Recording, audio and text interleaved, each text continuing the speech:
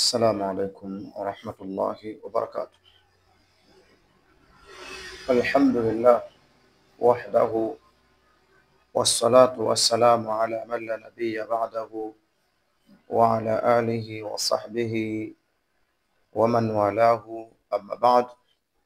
Baada ya kumhimidi Allah subhanahu wa ta'ala na kumtakia rahma na amani mtume wetu Muhammad alayhi salatu wassalam, mtazamaji wetu mpendwa na mfuatiliaji wa channel yetu ya Kauthar TV 24 hours, tukiwa katika kipindi chetu cha tiba katika masaa haya ya asubuhi, na ni moja kati ya taratibu zetu za vipindi kila mara, ima iwe ni hadithi za mtume alayhi salatu wassalam, ama iwe tu katika ukumbi wa tiba ya Qur'ani na Sunna. Tunaizungumzia tiba ya Qur'an na Sunna kwa sababu ni moja kati ya tiba ambazo zimeenda kupata umaarufu katika jamii ya Waislamu na hata wasiokuwa Waislamu, kwenda kufahamu ya kwamba Qur'ani ni tiba mujarrab na Sunna ya mtume alayhi salatu wassalam. Na ikiwa mtume atupatia ruhusa akituambia tadawa wa ibadallah, jitibuni enyi waja wa Allah, jitibuni, fa inna Allah lam yanzil da'an illa anzalahu shifa, kwa sababu Mwenyezi Mungu hajawahi kuteremsha ugonjwa, tatizo lolote la kimaradhi, isipokuwa aliteremsha badali yake ambao kwamba ni shifa. Na katika hadithi nyingine mtume akasema, man istata'a minkum man yanfa akhahu falyaf'al, yule atakayeweza kati yenu enyi Waislamu kumsaidia ndugu yake kwa msaada wa manfaa, msaada ambao kwamba si wa haram, basi na atekeleze msaada kama huo kwa ndugu yake.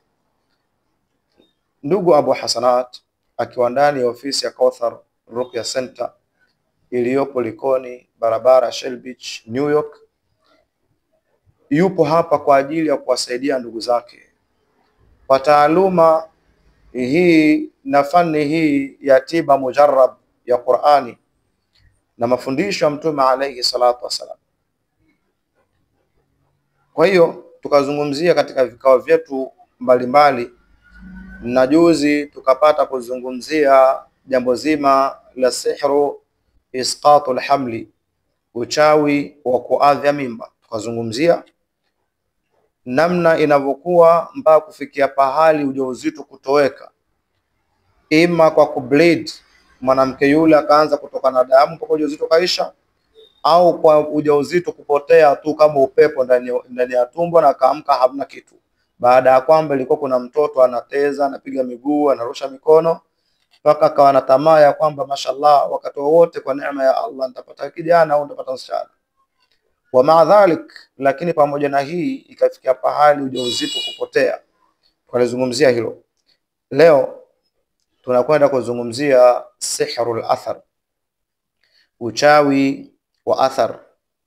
Tunaposema athar, bimaana ni uchawi wa kutukuliwa vitu, ima ukapata nguo yako imetolewa nyuzi fulani zimeenda, au nguo yako imekatwa katambaa kadogo hakapo, au ukapata kofia yako imenyofolewa kiasi fulani hakipo, au kanzu yako au gauni lako au nguo yako yoyote.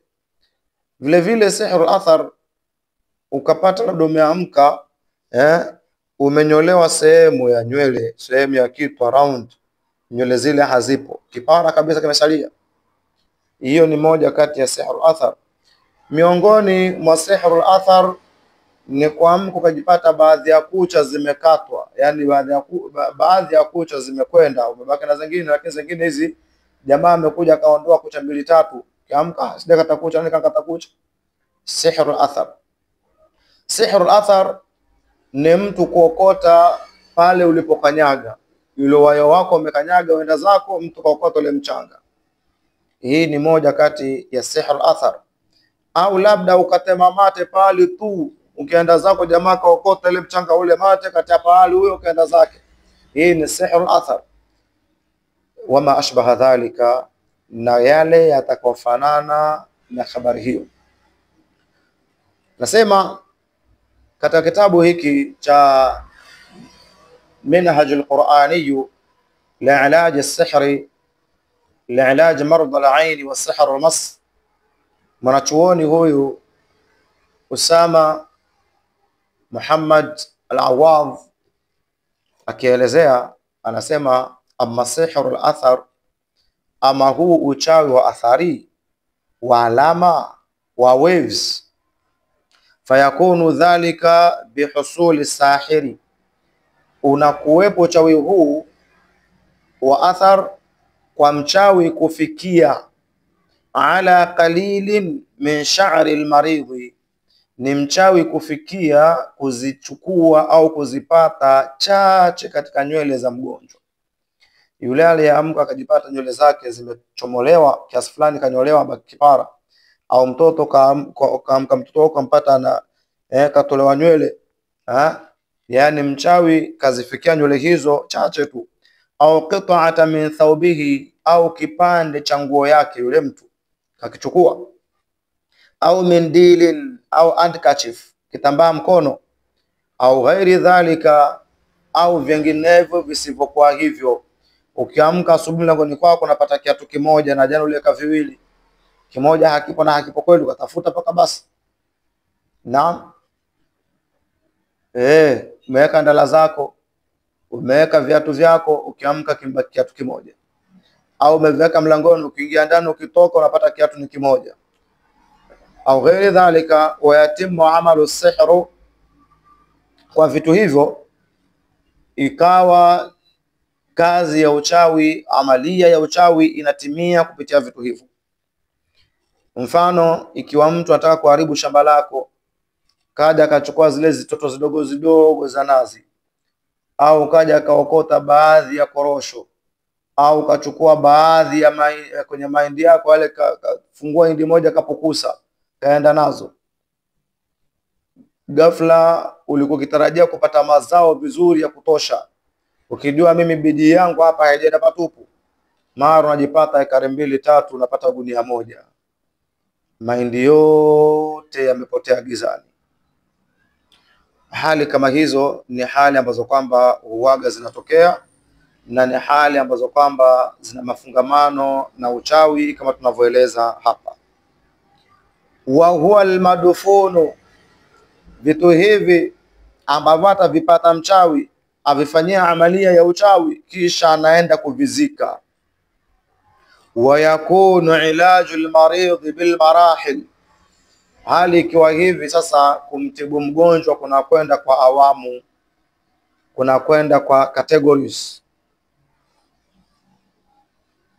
Asabiq dhakara fi bab kayfiyatu hillu sihr, kuna awamu za kutibu uchawi ambazo zimetajwa huko nyuma, insha Allah taala tutakuja kuzitaja bimaunati Allah subhanahu. Wa qad jaa fi hadith al-Bukhari,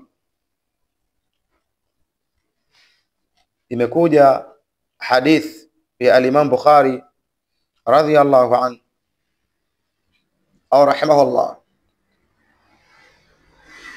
anna Labid bin al-Asam, ya kwamba Labid bin Asam al-Yahudi al-la'in, myahudi huyu alilaniwa, alladhi sahara an-nabi sallallahu alayhi wasallam, ambaye alimroga mtume sallallahu alayhi wasallam,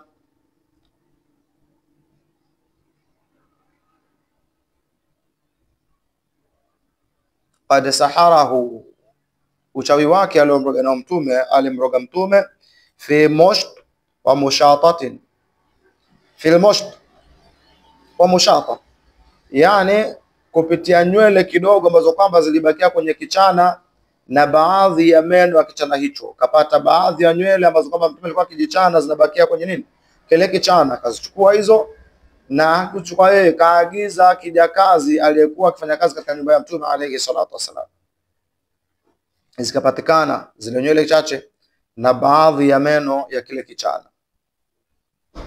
Vile vile tunaposema kwamba kikulacho kipo nguoni mwako, kitambo ifikia amalia ya uchawi na itimie uchawi huo kwako, kuna ulazima pale ndani yake kuna mtu wa karibu ambaye akashiriki jambo hilo. Ataenda pahali, ataagizwa baadhi ya vitu kwa bana kweli, lakini huyu hebu fatilizia upate unywayo wake, fatilizia utukue pale alipotema mate yake, fatilizia upate kipande cha nguo yake, fatilizia utuletee ndala yake, fatilizia utuletee kadha. Akishapeleka vitu hivi, yule jamaa unaishi naye, ndipo sasa pale amalia ya uchawi inakwenda kutimia. Kwa hiyo Labid bin Asam anamroga Mtume alayhi salatu wassalam kwa baadhi ya nywele zake na baadhi ya meno ya kichana aliyokuwa Mtume akijichanulia nacho. Kamwagiza mfanyikazi, kapelekewa ay qalili min asnan almushti alladhi kana an-nabi sallallahu alayhi wasallam yamshut ra'sahu bih, kapelekewa na baadhi ya meno ya kichana hicho ambacho kwamba Mtume alikuwa akijichanulia nacho. Wa qalilu min sha'rihi, na chache katika nywele zake asharif sallallahu alayhi wasallam. Kwa hiyo uchawi wa athar ni uchawi ambao kwamba uwaga kunatumika vitu ili kurogwa mtu, tumbo limuume ama kichwa kimuume au mwili ushike ganzi au apoteze maarifa. Unapata kijana binti alikuwa akisoma anashika masomo vizuri, lakini afikia pahali anapoteza memory kama hiyo ya masomo. Lakini tukivuta kumbukumbu zetu tunapata siku moja alilala huyu, akiamka baadhi ya nywele zimechomolewa zimeenda. Tukiamka tunatafuta kiatu shule kimoja hakipo, tukiamka tunatafuta madaftari ya madrasa baadhi hayapo. Mtoto anapoteza memory ya masomo, anapoteza hamu ya masomo. Akifundishwa kuna kitu anasoma, kwenye blackboard anaona vurugu, akishika Qur'ani yake anasoma macho na mwaga machozi, akishika vitabu vyake fahamu macho anawasha, ama usingizi. Hali kama hizi huwa ni hali ambazo kwamba zinatokamana na uchawi wa athar. Mwenyezi Mungu Subhanahu wa Ta'ala atulinde na tuhifadhi na hatari za wachawi na uchawi na wanga na uwanga wao. Naam, mtazamaji wetu mpendwa, mfuatiliaji wa channel hii, tunakuomba subscribe channel hii, watumie link jamaa zako na marafiki zako wa subscribe insha Allah Ta'ala, liyaumma alfaida ala aljamii, ili faida ienee kwa wote kabisa. Kwanza watafaidika na vikao vya tiba, watafaidika na vikao vya durusi mbalimbali za kidini na akida, watafaidika na hotuba mbalimbali za Ijumaa za misikiti mbalimbali ndani ya mji huu wa Mombasa na kaunti ya Kwale. Vile vile tukiwa katika kaunti ya Mombasa tunachachawiza member nyingi katika maeneo haya, na vile vile katika Kwale kaunti vile vile pia tuna baadhi sehemu mbalimbali ambazo tunafika. Faidika ukiwa nyumbani kwako, ukiwa ofisini kwako, ukiwa njiani, wedheka, nufaika kupitia channel yako pendwa Kauthar TV 24 hours. Kwa mahitajio ya tiba za kisunna, kwa kubatilisha uchawi na kufurusha mashaitani wa kijini katika mwili wako au nyumbani kwako, kwa matatizo ya hasad na ain, wasiliana na ndugu yako Abu Hasanat kwa nambari ya simu ambayo kwamba unaiona katika jadwali lako au katika runinga yako au katika rununu yako hapo unapotazama klipu hii. Chukua namba hiyo, tuwasiliane moja kwa moja au kwa njia ya WhatsApp. Wassalamu alaikum wa rahmatullahi wa barakatuhu.